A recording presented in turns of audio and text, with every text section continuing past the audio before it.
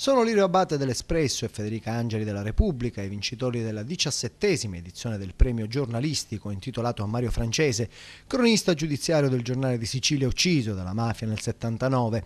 I premi sono stati assegnati per l'inchiesta Mafia Capitale sulle infiltrazioni mafiose e la corruzione nella pubblica amministrazione di Roma. A Curzio Sabella, cronista di Life Sicilia, ha vinto il premio in memoria di Giuseppe Francese dedicato ai giovani. Il titolo della manifestazione di quest'anno, organizzata dall'Ordine dei giornalisti di Sicilia, è La libertà comincia dall'ironia. E in difesa della libertà di stampa, dopo l'attacco terroristico alla redazione di Charlie Hebdo, si è pronunciato anche il presidente dell'Ordine Sicilia, Riccardo Arena, che ha assegnato un riconoscimento speciale a Leone Zingales, presidente dell'Unione Cronisti di Sicilia, per l'esercizio continuo della cultura della memoria.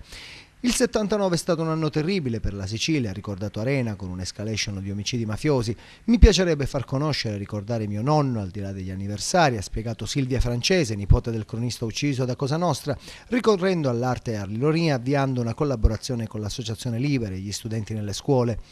Da qui l'idea dell'Associazione Uomini del Colorado, nome ispirato al celebre saluto di Mario Francese al momento di lasciare la redazione.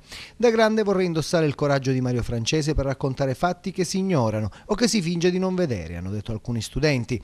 Ospiti della giornata Salvo Ficarra e Valentino Picone. Il giornalismo è un impegno professionale per portare un briciolo, un barlume di verità nelle case di tutti. È un momento importante quello di ricordare Mario Francese, perché quel modo di lavorare è assolutamente ancora moderno e attuale.